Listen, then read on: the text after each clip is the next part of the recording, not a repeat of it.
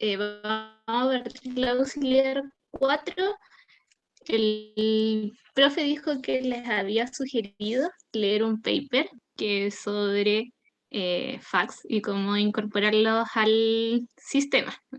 Bueno, el fax en este ejercicio tiene como objetivo principal eh, momento, em, poder incorporar el sistema y manejar de cierta forma por dónde se van a ir los flujos. Entonces, ustedes vieron este ejercicio en clase, en el que eran principalmente 3 generadores con 3 barras, y lo que pasaba en el ejercicio es que esta línea se encontraba congestionada. Y esto pasa simplemente porque uno no puede elegir por dónde se van a ir el flujo, sino que el flujo se va por independientemente como proporcional a la impedancia de la línea. Entonces, lo que va a hacer el fax, vamos a simular un fax que va a estar conectado en serie para así achicar la línea virtualmente, es decir, esto modificando la reactancia de esta línea.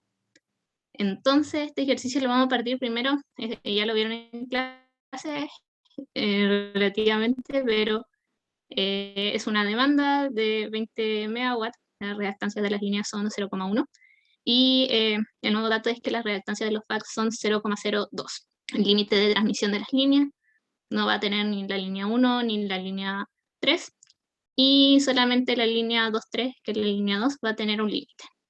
Y los costos de operación, se tiene ahí que el generador 1 es el segundo más barato, el generador es el más barato y el generador 3 el más caro, el que se encuentra más cerca de la carga. Vamos a resolver entonces, primero piden resolver el sistema sin fax, así como está. Entonces, ¿cuál sería la función objetivo? Si se quiere minimizar los costos de operación, bueno, minimizar los costos de operación, ¿cuál sería la función objetivo?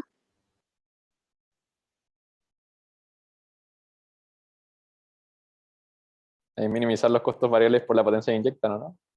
Sí, ya, sería minimizar los costos de operación por la potencia de cada generador.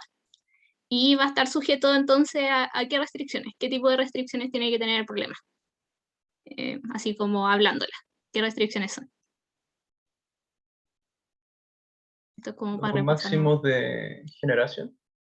Sí, Capacidad los máxima máximos. generada. Sí, de cada generador. ¿Qué más? Balance. Sorry, no sé. No, tranqui. Dale tú. No, las Sí, ecuaciones de son balance. los balances de los nodos. Ya, súper. Y faltan un par más. Porque Capacidad acá de la tenemos línea. línea. La de las capacidades de la línea. Y bueno, ¿y qué otra está relacionada a la línea y los voltajes? Los La ángulos. que falta, los ángulos. Claro, falta la segunda ley de Kirchhoff. Entonces, esas son las principales restricciones de este problema. Que, bueno, aquí ustedes se definen, igual que en el caso anterior, un flujo por la línea, y eso, si mantienen concordancia a lo largo de todo el problema, no van a tener, a lo más el flujo va a ser negativo en caso de que vaya en el otro sentido. Entonces, bueno, para el nodo 1 tenemos que este va a ser igual como van ambos flujos por la línea saliendo, va a ser igual al flujo de la línea 1,2 más la línea 1,3. Para el caso del nodo 2, se va a tener que lo generado en 2 más lo que va entrando, o sea, la línea 1,2, va a ser igual a lo que va saliendo de la línea. Y en el nodo 3 va a ser eso es P3. Lo generado en 3 más lo generado en 1,3 más lo generado en el flujo de 2,3 va a ser igual a la demanda. La potencia, esta es la convención típica de las potencias máximas, los flujos también. Es importante que como el flujo puede ser positivo o negativo, tiene que estar acotado por ambos lados. Y las restricciones de los ángulos, que es la diferencia de los ángulos dividido por la impedancia de la línea. Y esto entonces nos da los siguientes resultados, que lo más importante es que el generador 2, bueno, genera 10, el generador 1, 10, y la línea se encuentra congestionada. Y entonces, si bien pudiese haber P2 es mucho más económico que P1, P2 no logra poder generar a su máximo, sino que tiene que generar P1 por la congestión. Bueno, ahora lo que vamos a analizar en la parte B. Antes que esto, ¿quedó alguna duda con respecto a la formación de este problema? Este lo vieron en clase, solamente como para repasar un poco. Todo claro. Claro, porque ahora viene la parte novedosa. Entonces, Sí, sale luz. ya. Entonces, ¿alguno leyó el paper? Así como para... Ya. Vale. ¿Qué entendiste más o menos? Porque Sí, es igual es súper un paper denso. súper denso. Propone una... ¿cómo era? Es que lo leí antes del control, entonces ya como que no me acuerdo. Ya, pero no importa. Proponía Lo que este te acuerdes. equipo... me acuerdo. Ahora sí me acuerdo. Proponía una metodología para agregar los tipos fax al desarrollo del flujo de potencia, onda como agregarlo a la matriz de admitancia, por ejemplo. Ya. Y un método para resolverlo más rápido, una cosa así, me acuerdo. Ya, sí, es como algo así. Al final el método lo que hace es que dice, va a separar en dos flujos. Supongamos que este es en la línea 1, 2 se encuentra, entonces dice, ya, vamos a separar en dos, y va a haber un flujo que va a estar asociado como a la línea en sí, que ese le vamos a llamar flujo AC, y ese flujo va a estar asociado a la reactancia de la línea, va a ser como representativo de la línea, y va a haber otro flujo que le vamos a llamar el flujo fax, que va a ser como el flujo que pasa por el equipo fax. Aunque esto, como ustedes saben, no es como real, sino que ambos están en serie, pero él dice vamos a separar en estos dos flujos. Y al final el flujo total de la línea va a ser la suma de ambos. Eso es lo que principalmente el paper supone. ¿Se entendió más o menos? Yo creo que podríamos preguntarle a los chiquillos si alguno sabe qué son los fax, o como a grandes rasgos, si tienen claro esa parte, no tan Sí, específico esa porque es parte bien es abstracto, bien. pero, o sea, se puede aplicar a muchas partes, pero ¿cuál es la idea de incluirlo? O ¿cuáles creen ustedes que es lo beneficioso de considerar estos equipos en la modelación y en el caso real? ¿Alguien sabe esa? ¿O no les suena nunca, nunca han escuchado los fax? ¿O se acuerdan en clase el profe lo comentó? O sea, lo que yo entiendo es que cambian la impedancia de la línea y con eso, como se puede controlar un pequeño rango, uno también puede controlar un pequeño rango de los flujos. Algo así. Claro. Yo ¿Sí? tengo entendido que son distintos tipos de equipos que permiten como regular el flujo de potencia en las líneas, ya sea, por ejemplo, cambiando la reactancia de las líneas, cambiando el ángulo de desfase de las tensiones, por ejemplo, o incluso como siendo un conjunto de tiristores para como modificar parámetros de forma continua o de forma discreta. ¿Sí? Pero en el fondo es como para regular mejor el flujo de potencia. Claro, como el nombre lo dice, le dan flexibilidad a la red, que eso es súper beneficioso y claro, se hace como de varias formas y de hecho son las que ustedes nombraron. Entonces la idea del problema es como considerar estos elementos flexibles en la red y ver cómo cambia. Sí, eso. Bacán. Claro. Bacán que Y de hecho hay distintas configuraciones, como ustedes dijeron. O sea, pueden ser en paralelo, serie. En particular, la en serie sirve para acortar como el tamaño de la línea, modificando la reactancia, y ese es el que vamos a ver ahora.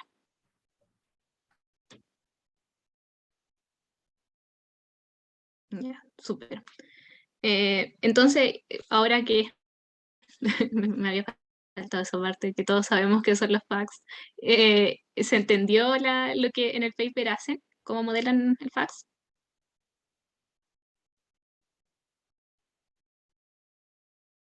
Yo creo que podría explicarlo de nuevo, Tere. Sí, ¿no? Sí, mejor. Porque este Ya. paso yo creo que es el más importante porque después como muchas Sí. ecuaciones. Después al final solamente modificar el flujo de 1 a 2 por ahora el flujo, la descomposición. Ya, entonces lo que el paper propone es descomponer el flujo total que va por la línea en 2 flujos. Uno es el flujo que está asociado como a la línea en sí y que está asociado a su propia reactancia, y el otro es el flujo que aporta el fax. Y estos 2 flujos, la suma de ellos va a dar el flujo total de esa línea.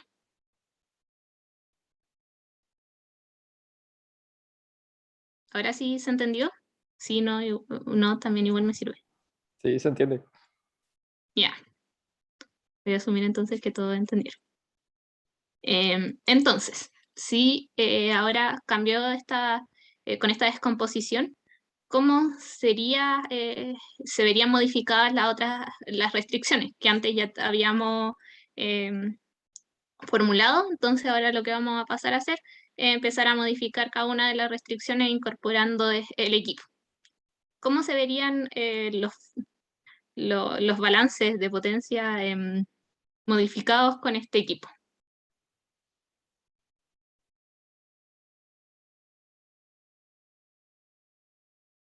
¿Qué restricción en particular afectaría? La del acoplamiento de los ángulos, ¿no? Sí, la de los acoplamientos de ángulo. Sí, sí afectaría esa. ¿Cuál otra?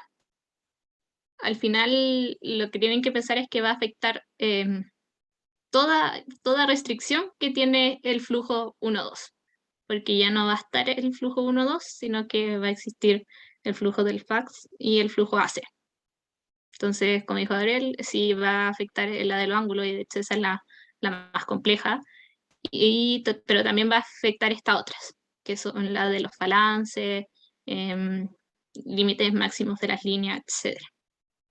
Entonces, bueno, partiendo por la de los balances, ahora ya no va a ser F12, sino F12, F1, el flujo de 1 a 2, sino que va a ser el flujo AC más el flujo del fax, lo mismo en la restricción del nodo 2. Y la restricción del nodo 3, como no tiene, se mantiene igual.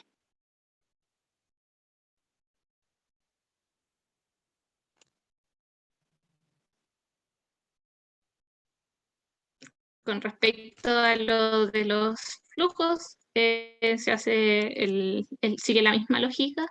Ya el flujo 1-2 no se lleva el fax. Y las otras restricciones del flujo se mantienen iguales. Y bueno, ahora llegamos a la restricción más compleja. ¿Cómo ustedes o cómo se vería transformada la restricción del flujo 1-2 de los ángulos, ahora que ya sabemos que están ambos, tanto del de los fax como el AC? ¿Cómo se le ocurre que se modificaría?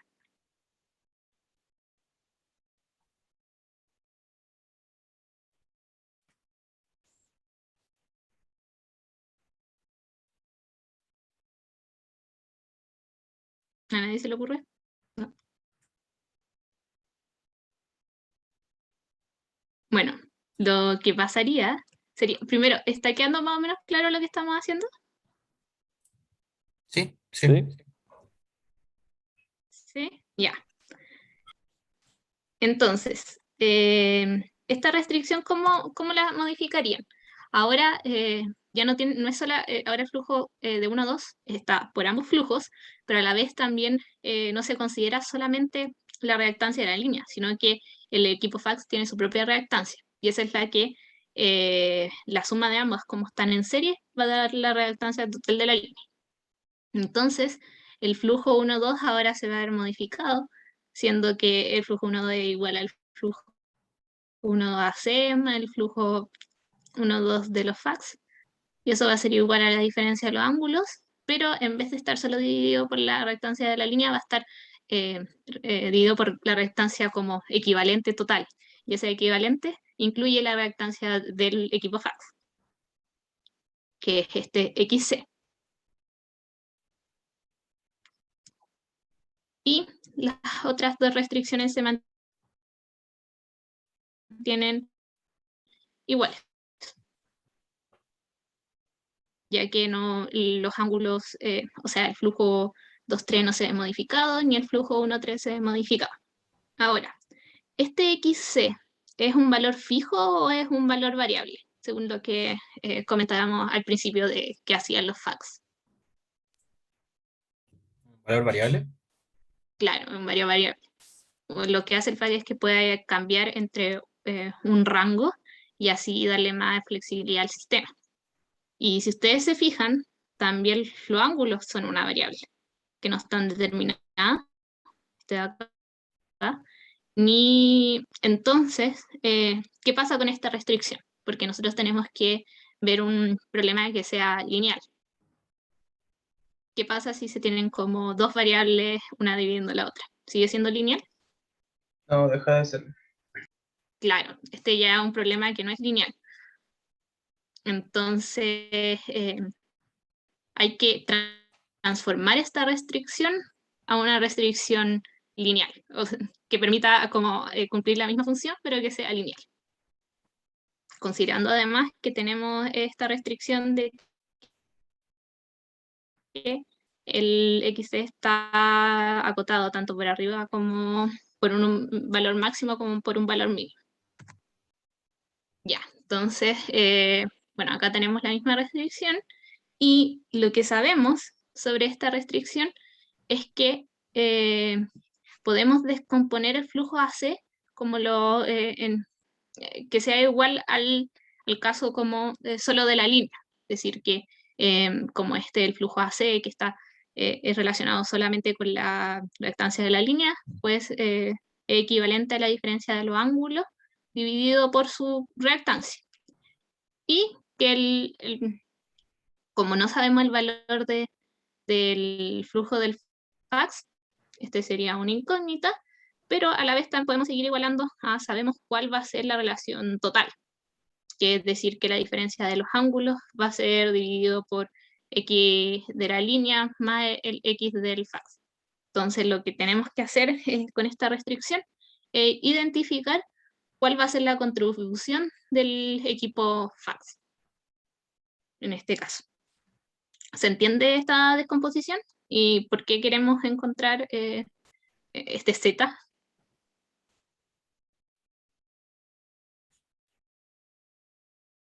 Sí, sí, sí se entiende. Bien. Gracias. Super María José. Entonces, una vez que definimos esto y despejamos Z, lo que vamos a tener es que este término va a estar restado por este término, por el término del FAC, de 1, 2. Entonces, realizando un poco de álgebra, o sea, multiplicando y sacando mínimo con múltiplo, se tiene que el Z, que es igual al flujo que aporta, de los fax, es igual a esta expresión, que si ustedes se fijan, esta expresión es igual a FAC, que es la misma expresión de acá. Teniendo esta expresión, si ustedes se fijan, al final seguimos tenemos una variable que es XC, y seguimos teniendo las variables que son FAC. Lo interesante de modelarlo de esta manera es que esta función, si uno la grafica, es monótona. Entonces, si yo grafico todos los posibles valores de XC con respecto a este coeficiente, sacando el resultado de este coeficiente, yo voy a obtener que el mínimo valor de XC me va a dar el mínimo valor de la función y el máximo valor de XC me va a dar el máximo valor de la función. Entonces, ya a pesar de que esto es una variable, como tenemos que XC está acotado, ya podemos convertir esto solamente en parámetros. ¿Se entiende esta parte? ¿Y cómo Sí. la harían ustedes entonces?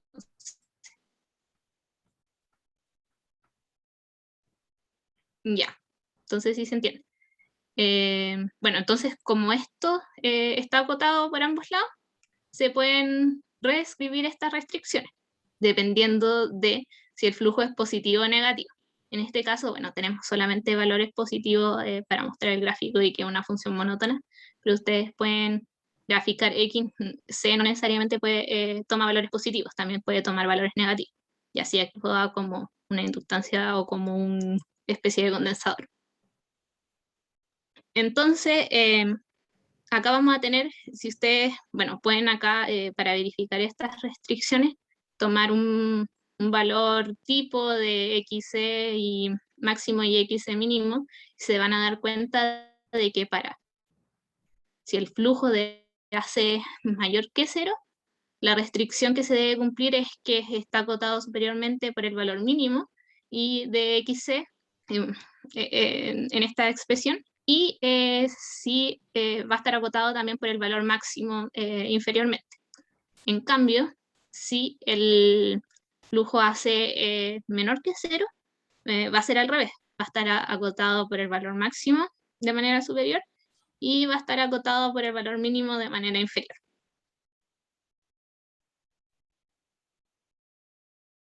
Ahora, viendo estas restricciones, y ustedes que han usado FICO, ¿cómo se les ocurre? Porque si ustedes se fijan, esto es como, si pasa esto, tiene que estar activada esta restricción y desactivada esta otra. Cambio, si pasa que el flujo es menor que cero, tiene que estar desactivada esta restricción y activada la segunda restricción. ¿Cómo se les ocurre a ustedes que pueden hacer esta activación y desactivación de las restricciones? Una ¿Sí? binaria. ¿Ah? ¿Qué dijeron? ¿Una binaria? ¿Alguien dijo por ahí? La Vale dice un if. ¿El Gabo qué dijo? No, también iba a decir la binaria. La binaria. Ya, pero ustedes dicen una binaria multiplicando. ¿O cómo sería? Porque si ponen una Quizá binaria multiplicando, te con 1 y quedarían menos 1. variables multiplicando. Y A,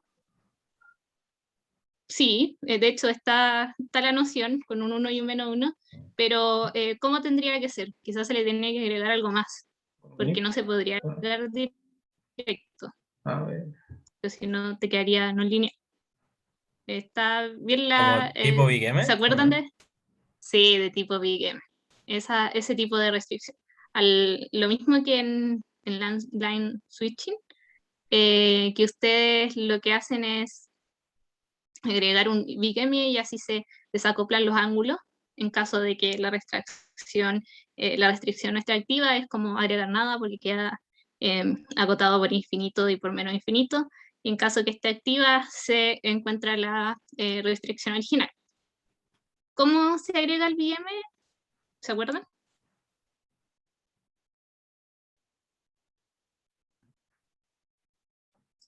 Era sumarle el Big M por 1 menos la variable binaria, ¿no? Ya, sí, súper.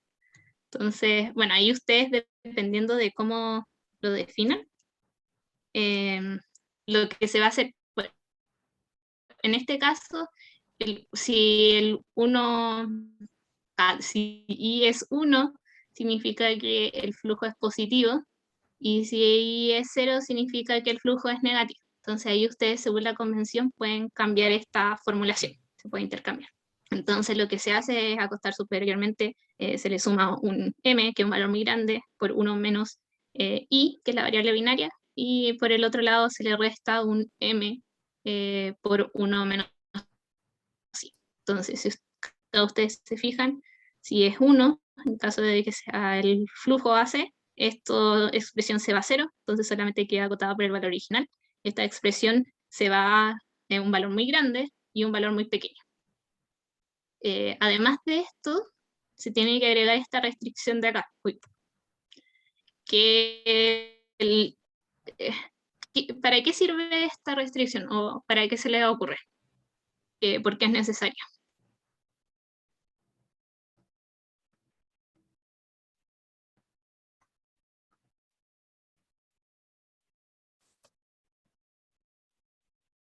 esta restricción al final lo que hace es que si el valor es 1, si el flujo, perdón, es positivo y realmente sea 1, y si el flujo es negativo y realmente sea 0. Eso es lo que busca esta restricción.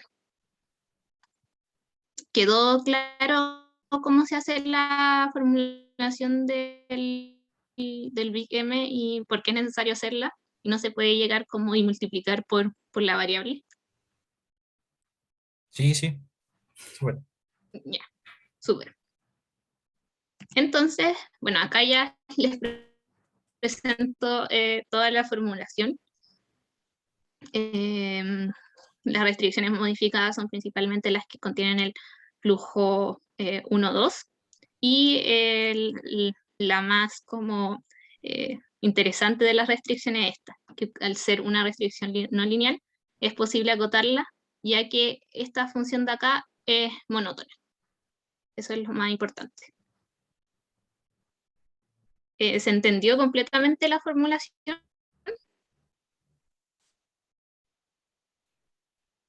¿O queda alguna duda? ¿Esa función va a ser siempre monótona? Sí. Sí. Si ustedes bueno, la pueden graficar, bueno, de partida es que de fábrica el fax tiene un X mínimo y un X máximo. Entonces, si ustedes ven el gráfico, esto podría seguir más si se agranda como el rango de operación de XC del fax y para abajo también, pero siempre va a llegar hasta un punto máximo y a un punto mínimo, porque el fax opera en un rango. Ok.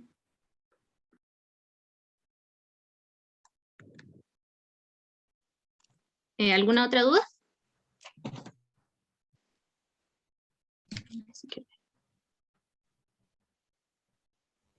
Ya, si no es así, entonces vamos a pasar a los resultados. Después yo les voy a subir la formulación en FICO para que la vean, pero bueno, acá está el pantallazo de los resultados y lo que se obtiene finalmente es que si uno, bueno, compara con la función original, los resultados originales, este valor es menor al obtenido originalmente.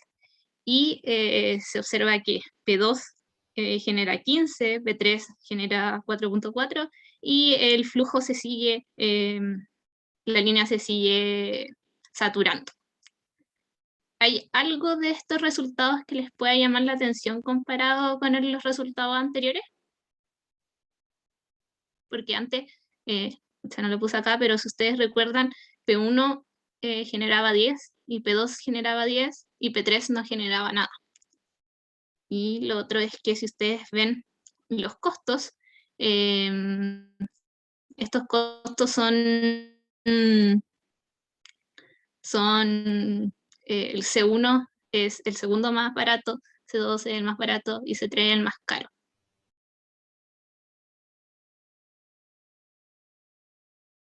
Entonces, ¿les llama algo la atención en particular que genere P3? ¿O por qué está generando P3 siendo que P1 es más barato y no genera P1?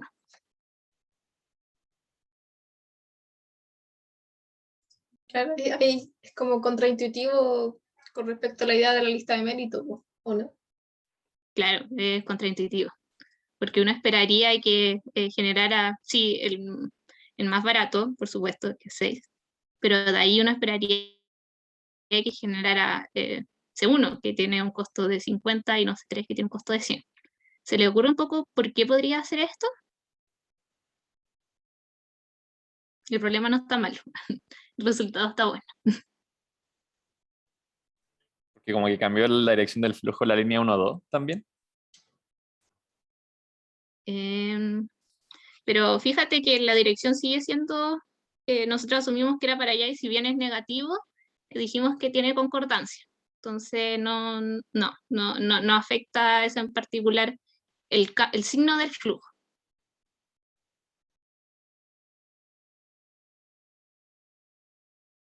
pero sí tiene que ver con el flujo, pero no con el signo. Es que igual como que el flujo en la línea 2-3 está ya saturada, entonces como que no podríamos inyectar con el generador 1. Ya, de hecho, por ahí va la respuesta. Sí, porque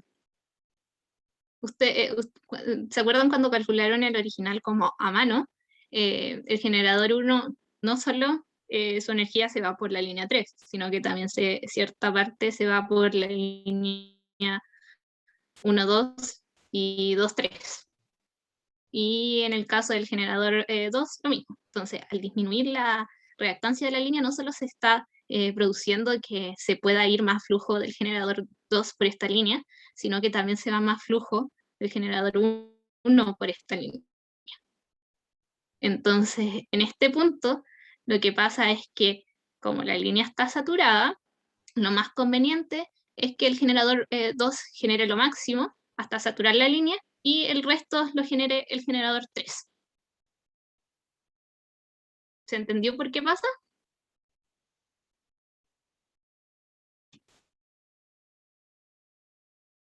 Sí, Ya. Esto es importante que lo tengan en consideración porque es uno de los principales problemas. O sea, en la teoría, la lista de méritos como que en general se da, pero por temas de congestiones, no necesariamente ocurre lo intuitivo. Ya, y igual fíjense que a pesar de que P3 está despachada, sigue dando un valor menor. Y bueno, aquí ya pasamos a la última parte, que lo que les dice es analizar el valor de la reactancia. Ustedes ahí pueden ir modificando a mano el rango y se van a dar cuenta de que en cierto rango em, el resultado es el Confax equivalente al Synfax. Entonces, esto se produce por lo que hablamos de que cierta parte del flujo se va por la línea, por esta línea, por la línea 1 y la línea 2, de lo que genera el generador 1 y del generador lo mismo. Cierta parte se va por la línea 1 y por la línea 3. Entonces, esta línea se mantiene congestionada y no se puede reducir a pesar de que el fax se instale. Si su rango de operaciones no va a reducir los costos del sistema. En cambio, si ya el rango de operaciones es mucho más alto, el del fax, va a permitir que el generador 2 genere mucho más y ahí se disminuyen notablemente los costos de operación. La última cosa que les quería comentar es que, bueno, esta formulación, si ustedes, voy a devolverme un poco, en el problema hacen que el flujo del fax sea igual a 0, también van a obtener el mismo resultado que el caso sin fax. Y ahí, al final, esta restricción se anula y queda solamente la restricción con el flujo AC, que es el resultado como si no estuviera un fax. Y ahí ya se completa como esta restricción entonces es válida para todos los casos posibles. Y esto sería la P2. ¿Les quedó alguna duda? Es importante que entiendan más o menos cuál es la función del fax, cómo incorporarlo y también cómo se está incorporando en la modelación.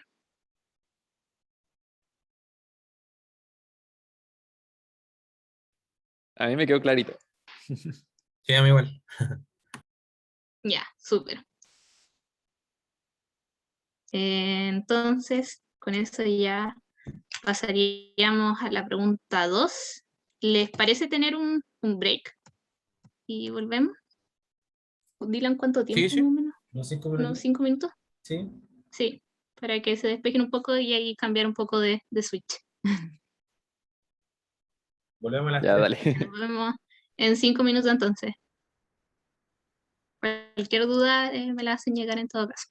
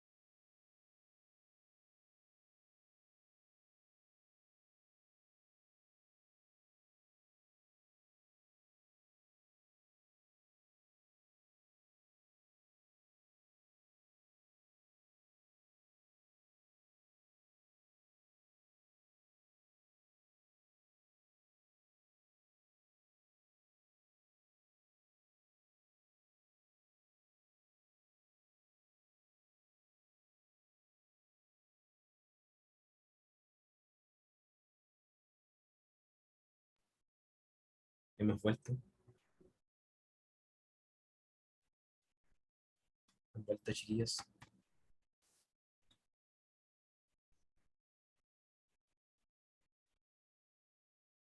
Que vuelve la tele y le damos.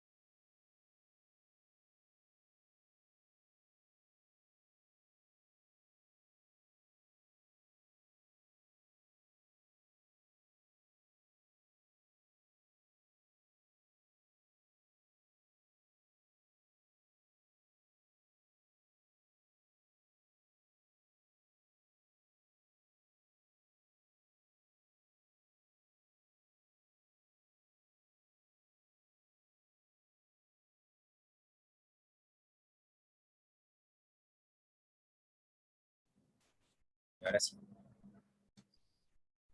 Vamos.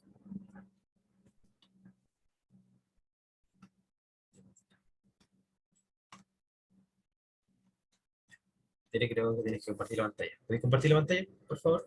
Yo te aviso. ¿Están de vuelta, chiquillos? Ahí. Sí, sí. Bueno, Sí. ya.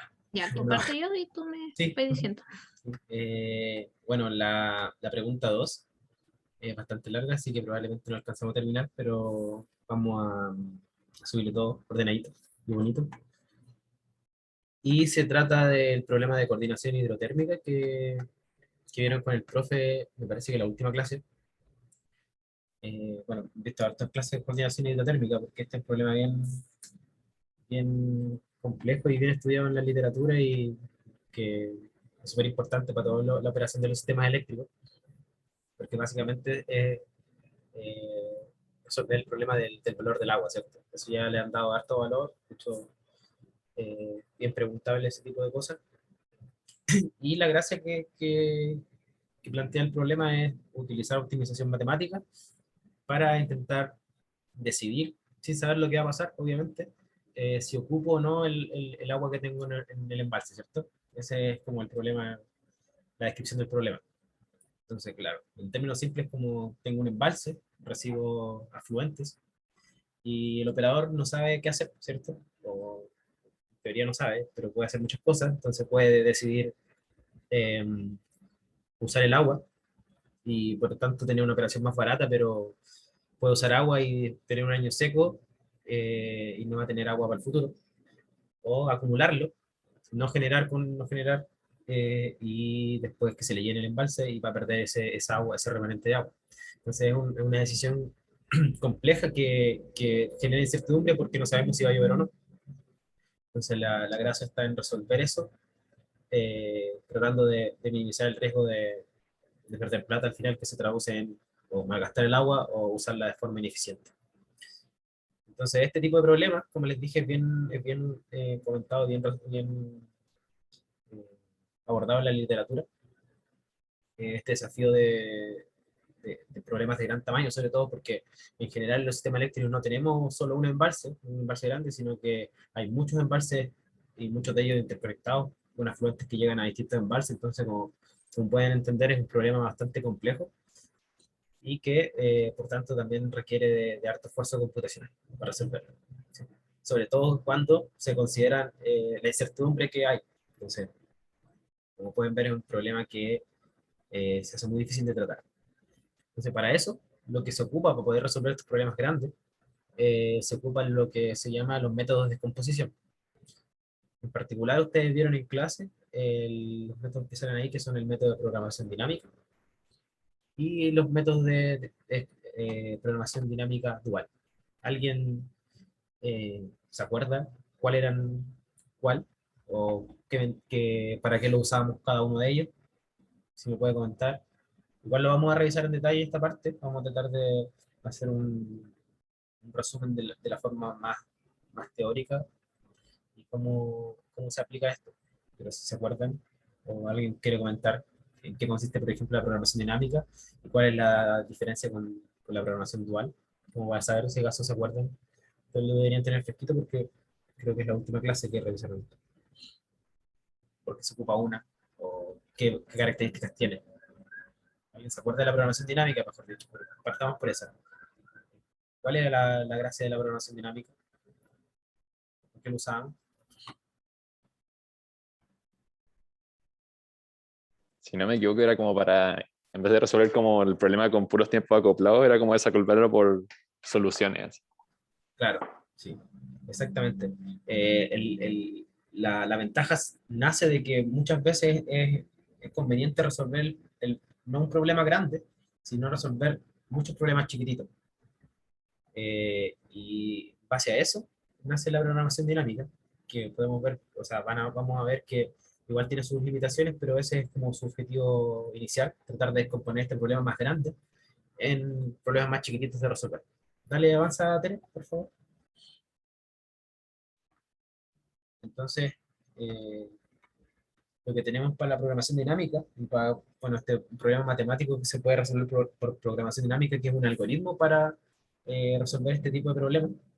Eh, Dale a la siguiente y después te voy a pedir que la tercera, por favor. Eh, Este tipo de problemas se puede ver como un problema de optimización cualquiera, en el que yo tengo variables o tengo que decidir tomar decisiones complejas. ¿Cuáles podrían ser las decisiones complejas en este problema de optimización que sale ahí en pantalla?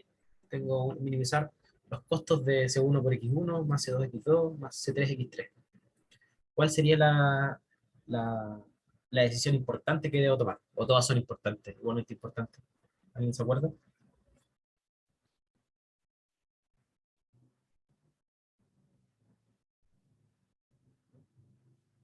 Si digo que las de la izquierda son el costo presente y las de la derecha son el costo futuro. ¿Cuál es la decisión importante que yo sí o sí tengo que implementar? Esa es la palabra, implementar. Porque tengo acciones que implemento ahora y tengo acciones que implemento después que son acciones futuras. Pero ¿cuál es la acción más compleja? ¿La 1, la 2 o la 3? O ambas, o todas.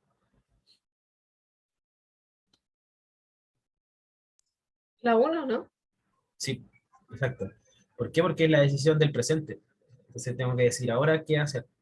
En el caso de, por ejemplo, la coordinación hidrotérmica, me interesa saber si acaso voy a vaciar o no el embalse, o si lo voy a usar para generar o voy a almacenar. ¿Sí? En el caso de que X sea la variable que me diga eh, qué tan lleno voy a tener el embalse, ¿cierto? Entonces yo voy a querer saber qué hacer en el presente. Entonces tengo el costo presente y el costo futuro. Y que están acoplados porque mi decisión en el presente va a condicionar de una u otra forma mis decisiones en el futuro. ¿Por qué? Porque las ecuaciones de abajo, si se fijan, están linkeadas, por así decirlo. ¿Cierto? Entonces tenemos un valor, tenemos una función objetivo con, con costos y variables, pero tenemos que las restricciones están linkeadas las decisiones de la primera etapa que se llama, son las X1, con las decisiones de segunda y tercera etapa. Eh, ¿Qué tipo de restricciones en el modelo, en los modelos que hemos visto en el curso pueden ser las restricciones, por ejemplo, la 2 y la 3?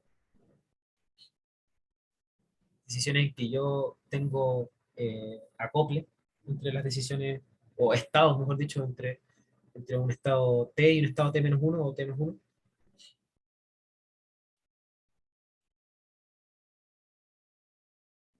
Las restricciones de inventario, por ejemplo. Exacto. Claro, restricciones de inventario y restricciones de, por ejemplo, rampas, ¿cierto? O de tiempos mínimos de encendido y apagado.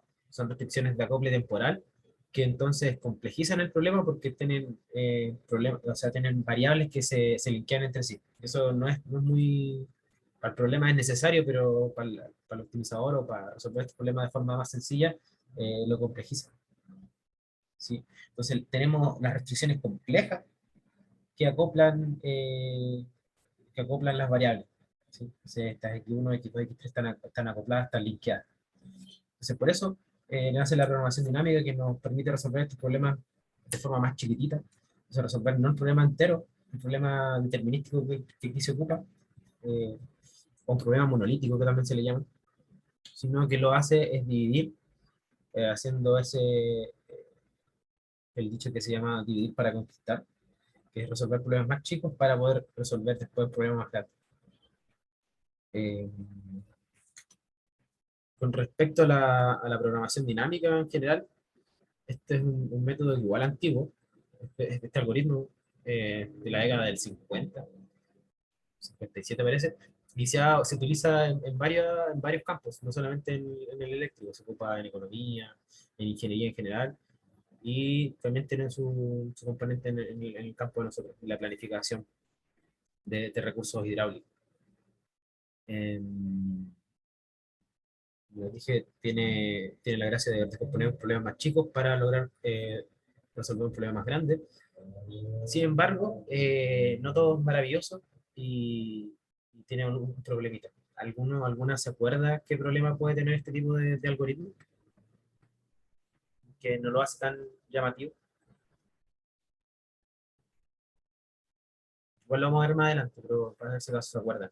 O sí, creo que lo vemos más adelante mejor. Dale nomás, Tere. La siguiente.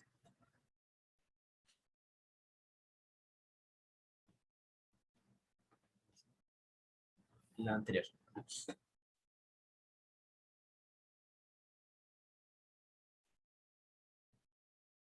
Ahí sí. En esta diapositiva les muestro el caso. Vamos a resolver el problema anterior, que era, si se acuerdan, minimizar C1, X1 más C2, X2 más C3, X3, que con las restricciones que están linkeadas entre sí, están acopladas entre sí. Lo que vamos a hacer ahora entonces es ocupar la programación dinámica, que es básicamente describir este algoritmo para poder resolver el problema. Y este algoritmo, en términos sencillos, o palabras simples, es pararme en la última etapa, o sea, en la etapa 3 del problema, y resolver. Darme, como dice ahí, me paro al final de las etapas, por así decirlo. Tengo la etapa 1, etapa 2 y etapa 3. La etapa 1 es la etapa que yo quiero encontrar, pero para eso lo que hago es descomponer el problema en problemas más chiquititos. Si se fijan aquí, lo primero que hago es escribir la función como la minimización del C1 por X1 más un alfa de X1, que esta es lo que vamos a llamar la función de costos futuros, que va a estar determinada por X1. Entonces mi idea es solamente dejarlo en función de X1. Pero las otras restricciones, perdón, las otras variables van a estar metidas en estos problemas más chiquititos, dice, donde alfa de X1 va a estar definido con las decisiones de segunda etapa, y así sucesivamente alfa de X2 va a estar determinado por las decisiones de la tercera etapa. ¿Por qué podría ser conveniente pararme en la última etapa y no en el principio? Porque si yo quiero saber si voy a usar o no el agua del embalse, me conviene estar en la última etapa, porque ahí yo voy a saber qué hacer, voy a saber si vaciar o no el embalse. Entonces, me paro en la última etapa, escribo el- los costos de la segunda etapa en función de la tercera, y así sucesivamente. Después, alfa de X1 es la aproximación de los otros costos. No sé si se entiende, pero la idea es pararme en la última etapa y voy usando la información que tengo de esa última etapa, la meto en la segunda, después resuelvo la segunda, y los datos que la solución de la segunda etapa la meto en la primera, y así hasta llegar a lo que yo quiero encontrar, que es ese X1. Entonces con ese X1 yo después lo que hago, como sale ahí a la derecha, es resolver, básicamente reemplazando el error de X1, y corro los demás problemas de optimización. Entonces, ¿queda claro esa parte? es un poco enredada, pero creo que con los ejemplos en el clase ustedes vieron un ejemplo matemático de cómo usar la programación dinámica, y ahí queda bastante más claro porque es un proceso iterativo. Entonces, me paro al final, resuelvo, eh, y me voy hacia la etapa anterior, después resuelvo, vuelvo a la etapa anterior, encuentro mi decisión de primera etapa, y con eso hago eso es lo que se llama la etapa backward, que me voy de atrás hacia adelante. Y después, una vez que tengo obtenida esta solución X1, me paso en lo que se llama la etapa forward, que es ocupar la solución de X1, dándolo X1 como conocido, y voy a encontrar X2 y X3. Importante que para usar este tipo de programación, yo lo que tengo que hacer es construir una función de costo futuro, ¿cierto? Que en esto se basan todos los métodos de descomposición. ¿Les suena eso de construir la función de costo futuro? Si se fijan, lo que hacemos acá es construir, por ejemplo, la función de costos futuros es ese alfa 2 de x2. ¿Sí? Entonces, lo que hago es, me doy valores para el x3, y con eso genero una función de costo futuro, y a partir del método, a partir de esa discretización de la función, voy a poder encontrar el óptimo. Dale, Tere, a la siguiente, creo que se ve más fácil el tema de la discretización.